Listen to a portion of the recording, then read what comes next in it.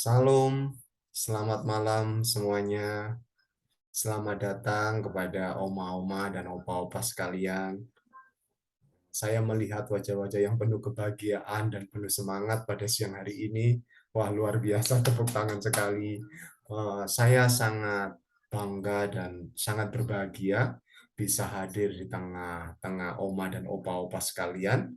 Dan pada kesempatan kali ini, izinkan saya berbagi tentang sebuah topik yang saya rasa topik ini sangat penting dan berguna bagi kita semua. Karena melalui topik ini kita bisa belajar untuk menjadi semakin serupa dengan Kristus dan bagaimana memandang diri kita berapapun usia kita untuk bisa menjadi berkat kepada orang-orang yang ada di sekitar kita dengan cara yang sangat sederhana.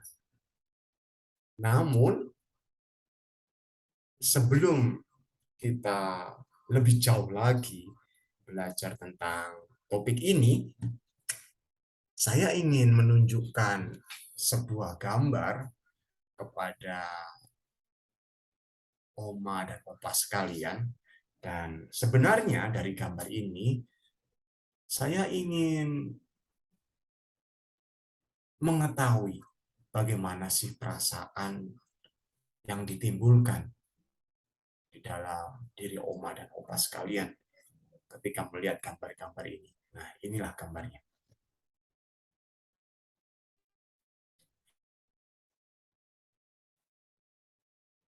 Gambar yang pertama, kita bisa melihat bagaimana ada tangan seorang bayi yang digenggam oleh tangan orang dewasa. Dan gambar yang kedua juga merupakan sebuah gambar tangan juga ya. Dan gambar ini adalah gambar seorang tangan manula. Kurang lebih usianya ini seperti oma opa lah ya, di atas 60 tahun ke atas gitu ya. Dan tangannya juga sedang digenggam, dipegang oleh seseorang yang lebih muda usianya. Nah, kira-kira bagaimana sih perasaan yang timbul ketika kita melihat gambar ini? Apa ya? Perasaan apa ya yang timbul di dalam diri kita?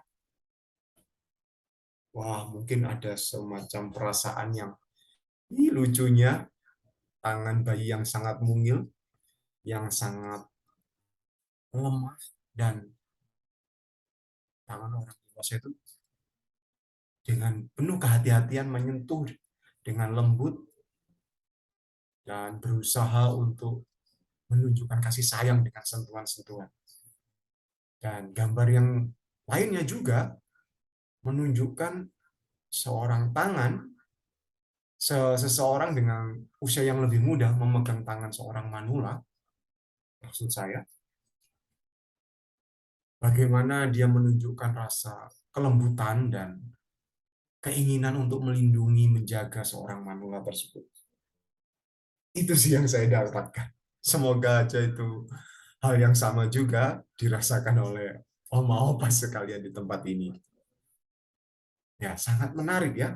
Dari beberapa gambar ini, kita bisa mendapatkan sebuah arti yang cukup luas dan dalam menurut saya. Oleh sebab itu, sebelum kita lebih jauh lagi, topik kita pada siang hari ini adalah tentang kelemah lembutan.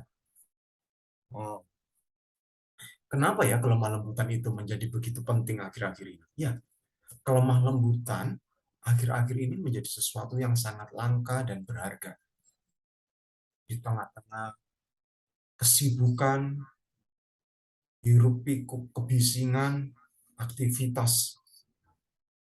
Semua manusia melakukan pekerjaan mereka. Kadang-kadang kita kehilangan apa yang disebut dengan kelemah lembutan. Kita gagal untuk memberikan sesuatu yang paling sederhana, namun hal yang paling penting, yang dicari oleh semua orang, yang dibutuhkan oleh semua orang. Itu adalah kelemah lembutan. Nah, kita jadi semakin tertarik lagi tuh. Apa sih sebenarnya kelemah lembutan? Apa itu kelemah lembutan? Ya,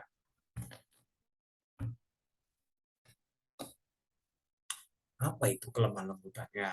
Dari sini kira-kira ada nggak ya yang bisa membantu saya, menolong saya untuk memberikan pendapat apa itu kelemah lembutan? Ya, kelemah lembutan. Oh, kelemah lembutan adalah sesuatu yang sebuah karakter. Oh ya benar, sebuah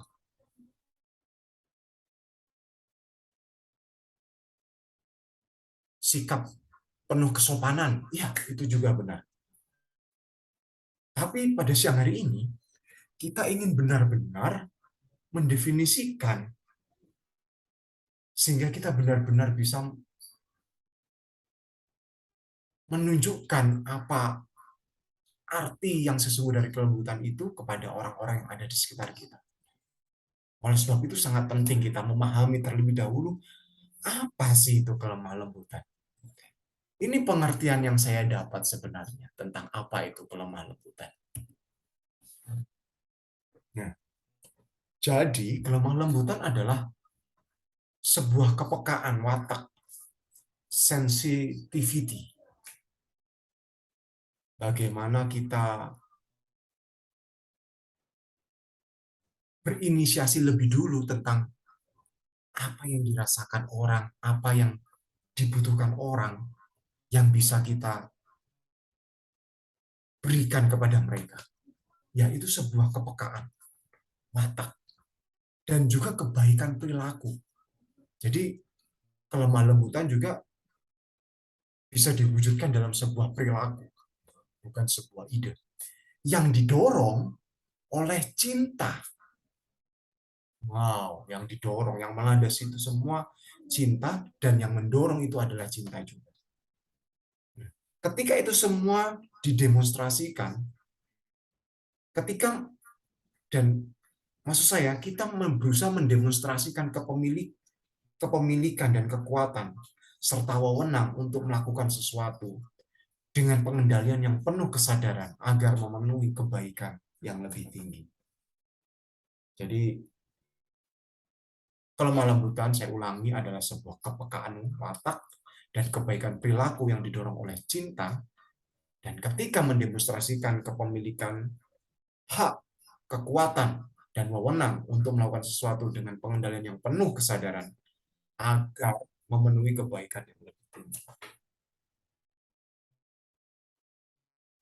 Jadi sifat tersebut atau perilaku tersebut muncul yang didorong oleh cinta, yang menunjukkan sebuah demonstrasi kepemilikan hak dan kekuatan serta wewenang untuk melakukan sesuatu dengan penuh pengendalian serta kesadaran untuk memenuhi kebaikan yang lebih tinggi. Itulah kelemah lembutan. Oh, bisa dibayangkan ya, ada kepemilikan hak, ada kekuatan, ada wewenang, tapi itu semuanya dibungkus dengan penuh pengendalian dan penuh kesadaran untuk sebuah tujuan, memenuhi kebaikan, meraih kebaikan yang lebih tinggi. Kekuatan, hak, wewenang tersebut benar-benar sedemikian rupa sehingga tidak ada sesuatu yang kasar di permukaannya. Benar-benar soft dan bisa diterima oleh semua orang dan dibutuhkan oleh semua orang. Nah, kelemah lembutan memang sering disalahartikan sebagai sebuah kelemahan. Namun sejujurnya tidak ada kekuatan yang lebih besar daripada kelemah lembutan. Karena sesuai dengan definisi ini tadi, kelembutan merupakan demonstrasi kepemilikan hak, kekuatan dan wewenang yang dikendalikan, yang dikemas sedemikian rupa.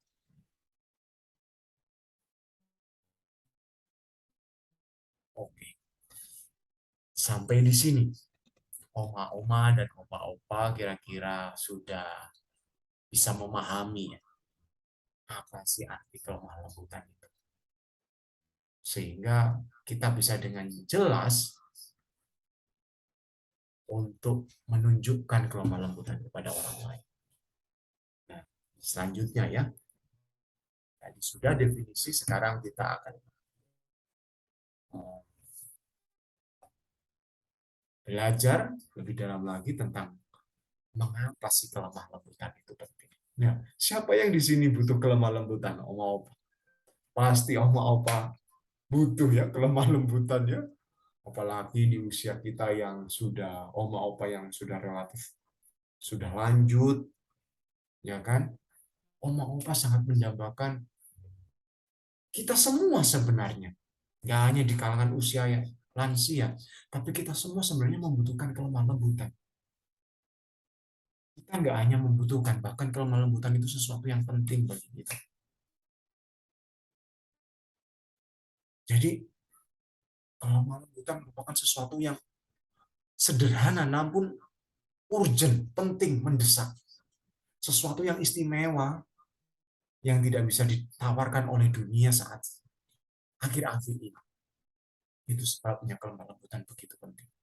Mari kita belajar mengapa kelemah lembutan itu menjadi sesuatu yang penting. Yang pertama, kelemah lembutan itu membantu kita mengalami Yesus.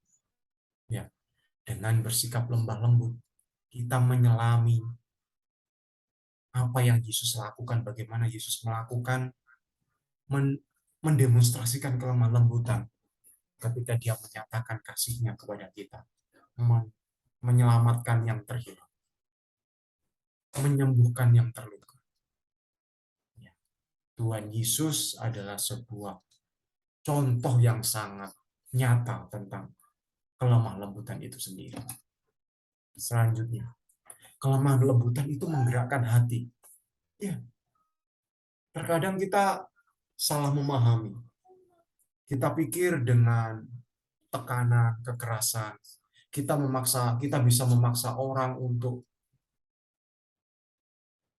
membuat mereka melakukan apa yang kita inginkan. Namun cara terbaik untuk melakukan dan mengubah banyak hal, menggerakkan hati seseorang, cara terbaik adalah dengan kelemah lembutan. Ya, banyak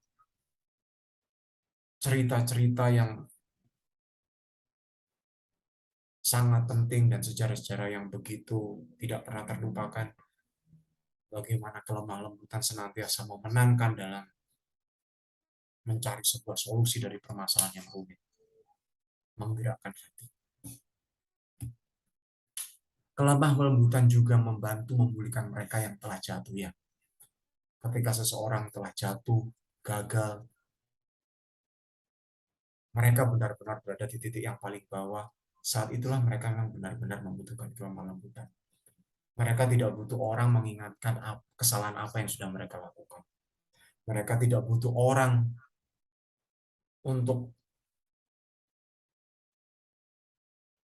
menunjukkan mereka apa yang harus mereka lakukan. Mereka hanya butuh disentuh dengan kelembutan agar mereka bisa pulih dari kegagalan dan kejatuhan mereka. Kelemah lembutan memberdayakan ucapan. Kelemah lembutan itu membawa kita untuk ya mengungkapkan sesuatu dengan kata-kata kita dengan cara yang benar.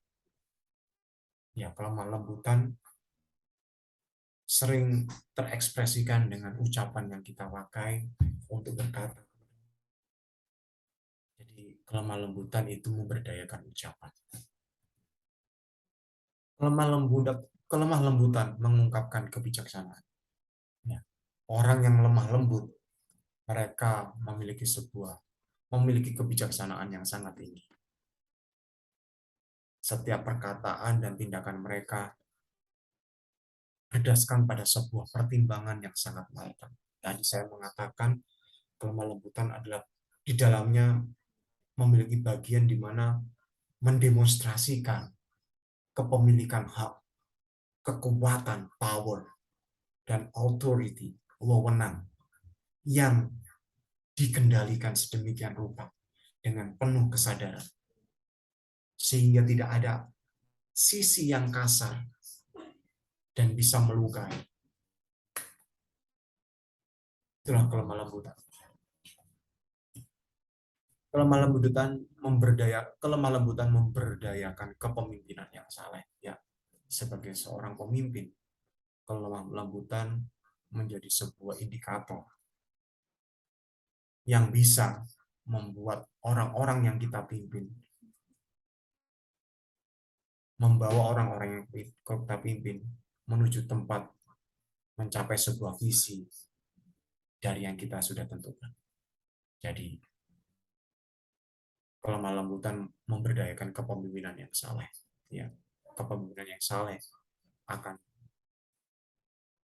diekspresikan dengan sebuah kelembutan. Kelemah lembutan itu indah dan berharga bagi Tuhan. Sudah pasti. Kelemah lembutan meredakan kemarahan. Ya, banyak dari pengalaman saya, banyak begitu macam pertengkaran, konflik yang sangat rumit sekalipun, berusaha mencari nasihat ke sana kemari. Namun ternyata ketika kita mencoba untuk mempraktekkan kelemah lembutan, bahkan dikatakan kemarahan itu sendiri pun bisa reda. Orang yang datang kepada kita dengan marah-marah, ketika kita menjawabnya dengan lemah lembut, itu merubah situasi, merubah keadaan, dan itu benar-benar bisa meredakan kemarahan. Kelemah lembutan menghasilkan kredibilitas. Ya, tentu saja. Ketika semuanya ini kita lakukan, orang akan semakin mengenal kita, memiliki karakter yang kuat. Kelemah lembutan itu teguh, tidak goyah, walaupun situasinya begitu menekan dan sangat berat, membentuk dan menghasilkan kredibilitas seseorang. Kelemah lembutan membangun jembatan untuk komunikasi yang lebih dalam dengan orang lain. Tanpa kelemah lembutan, mustahil sebuah komunikasi yang baik bisa terjalin, yang dalam. Sehingga ketika kelemah lembutan ini ada, itu menjadi sebuah jembatan bagi setiap orang untuk bisa saling memahami. Komunikasi mensyaratkan mutlak tentang kelemah lembutan. Jadi inilah beberapa poin penting mengapa kelemah lembutan itu sangat dibutuhkan dan harus dipraktekkan bagi kita semua. Nah, sekarang kita beranjak kepada 10 cara menunjukkan kelemah lembutan. Wow, sebagai orang tua, orang-orang yang sudah memiliki usia lanjut, tentu saja kita juga pengen menunjukkan kasih kita, kelemah lembutan kita kepada anak-anak kita, kepada keluarga kita. Dan ini merupakan cara yang sederhana untuk menunjukkan kasih tersebut. Yang pertama, perhatikan perasaan dan kebutuhan orang lain. Ketika kita melakukan ini, kita kemudian dapat mencari cara untuk memenuhi kebutuhan itu dan benar-benar membantu mengatasi perasaan itu. Ya, banyak orang memang butuh dipahami, banyak orang butuh dimengerti, dan kelemah lembutan menjadi satu-satunya cara untuk bisa mencapai tujuan tersebut. Tunjukkan empati. Empati adalah mengakui sudut pikiran orang lain untuk memahami perasaan mereka. Ya, ini hampir sama, menunjukkan empati. Menyediakan diri kita untuk lebih banyak mendengar apa yang mereka pikirkan, apa yang mereka katakan. Sabar. Ya, sudah tidak dilakukan lagi. Oma dan opa di tempat ini memang adalah pribadi-pribadi yang sangat sabar ya.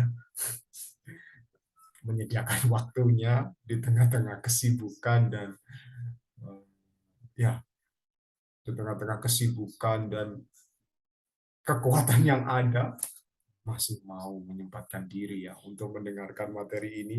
Saya berharap materi ini nggak membosankan. Ya, saya berpikir materi ini memang benar-benar akan bisa memberkati kita semua. Seperti yang dikatakan dalam Efesus 4 ayat 2, sabarlah satu sama yang lain, saling memaafkan kesalahan karena kasih. Ya, kita memang harus saling bersabar. Tidak ada orang yang sempurna.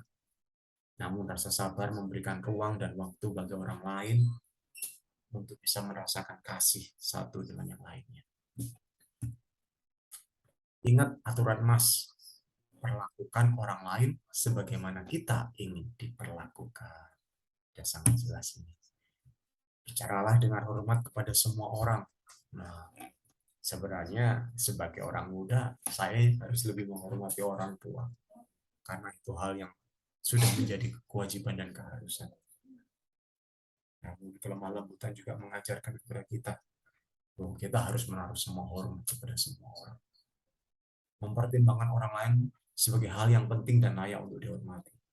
Perhatikan ada bicara kita, sehingga apa yang kita katakan akan diterima dengan baik. Carilah kedamaian, carilah solusi dan kesamaan. Jangan mencari perbedaan, jangan memperbesar masalah seolah-olah nggak ada solusinya. Sebenarnya, bukankah kita disebut anak-anak pembawa damai? Jadi carilah kedamaian. Usahakanlah itu jika itu tergantung kepada kita. Jadilah tenang dalam situasi apapun. Ya, ini sangat penting. Karena ketika kita tidak tenang, kita kacau, kita tidak bisa mengendalikan diri kita sendiri, maka mustahil kita bisa menunjukkan kelemah lembutan itu kepada orang-orang di sekitar kita.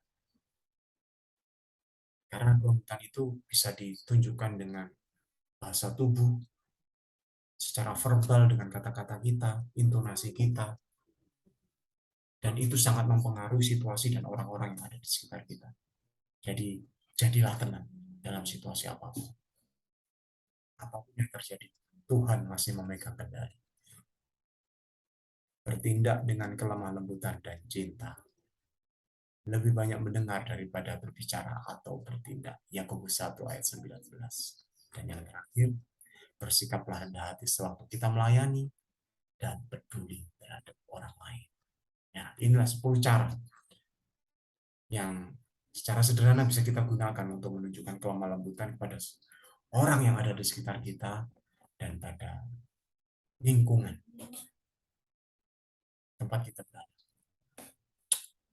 Berikut ayat-ayat di Alkitab tentang kelemah lembutan. Yang pertama, oleh karena itu, sebagai umat pilihan Allah yang kudus, yang dikasihinya, kenakanlah belas kasihan, kebaikan, kerendahan hati, kelemah lembutan, dan kesabaran. Kolose 3 ayat 12. Nah, ini merupakan sebuah nasihat yang ditujukan kepada umat pilihan. Siapa itu? Oma, opa, dan termasuk saya. Agar sifat-sifat ini, karakter-karakter ini ada di dalam diri kita sebagai umat pilihan. Seperti yang saya katakan tadi, sehingga kita bisa menjadi berkat bagi banyak orang dan lingkungan di sekitar kita. Tetapi buah roh adalah kasih, sukacita, damai sejahtera, kesabaran, kebaikan, kesetiaan, kelemah lembutan, pengendalian diri. Terhadap hal-hal seperti itu tidak ada hukum. Bla bla bla bla. Ya.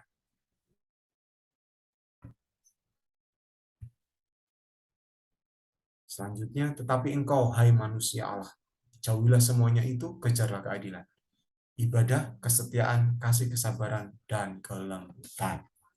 1 Timotius 6 ayat 11. Saudara-saudara, kalaupun seorang kedapatan melakukan suatu pelanggaran, maka kamu yang rohani harus memimpin orang itu ke jalan yang benar. Dalam roh, lemah lembut sambil menjaga dirimu sendiri supaya kamu juga jangan kena pencobaan. Ingat, memberitakan kebenaran pun harus dengan kelembutan. Tadi dikatakan bahwa kelembutan itu bisa memulihkan hati yang terluka, menyembuhkan orang yang gagal dan terjatuh. Tanpa kelembutan, kebenaran tidak akan bisa diterima dengan tepat dan dimaknai dengan benar oleh orang yang harusnya membutuhkan itu. Jadi bagi kita juga tidak hanya memiliki sekedar tidak hanya sekedar memiliki kewajiban untuk memberitakan kebenaran, tapi juga memberitakannya dengan penuh kelemah lembutan. Selanjutnya, ingatlah mereka supaya mereka tunduk pada pemerintah dan orang-orang yang berkuasa, taat dan siap untuk melakukan setiap pekerjaan yang baik. Janganlah mereka memfitnah, janganlah mereka bertengkar, hendaklah mereka selalu ramah dan bersikap lemah lembut terhadap semua orang. Hindari pertengkaran, bersikaplah lemah lembut terhadap semua orang, ya, tidak hanya orang yang berbuat baik pada kita, tapi orang yang tidak berbuat baik juga. Jawaban lemah lembut meredakan kegeraman, tetapi perkataan yang pedas membangkitkan amarah. Ya, setelah dikatakan juga bahwa kelemah lembutan itu meredakan kegeraman. Lidah lembut adalah pohon kehidupan, tetapi lidah curang melukai hati. Oke. Oh, nggak terasa ya, kita sudah sampai ke kesimpulan. Ya, sudah mau selesai materi. Sabar ya Allah. Kelemah lembutan bukanlah kelemahan. Ingat, walaupun kelemah lembutan sering dianggap sebagai sebuah kelemahan, namun kelemah lembutan adalah kekuatan yang sangat besar yang mengubahkan sesuatu, memulihkan banyak hal, hati yang terluka, hubungan yang hancur, ya kan, kemarahan. Tidak ada kekuatan yang lebih besar daripada kelemah lembutan. Kelemah lembutan bukanlah kelemahan, namun kekuatan yang dikendalikan. Jadi jangan salah paham tentang kelemah lembutan. Kelemah lembutan menggerakkan hati dan memenangkan perbantahan serta mengubah situasi. Ya, betul sekali. Kelemah lembutan adalah jalan meraih harmoni dan kebaikan yang lebih tinggi. Jadi kita sudah tahu apa itu kelemah lembutan. Pentingnya kita memiliki kelemah lembutan dan bagaimana kita menunjukkan kelemah lembutan dengan cara sederhana kepada orang lain dan lingkungan kita. Jadi kita sepakat sekarang ya bahwa kelemah lembutan itu menjadi bagian dari karakter kita sebagai umat pilihan Allah. Terima kasih. Saya rasa cukup sekian presentasi dari saya tentang kelemah lembutan. Saya berharap oma opa semuanya diberkati dan boleh bersuka cita. Dan segera kita mohon pimpinan Roh Kudus agar Roh Kudus menolong kita untuk bisa bersikap lemah lembut kepada semua orang. Terima kasih, Tuhan Yesus memberkati kita semua. Amin.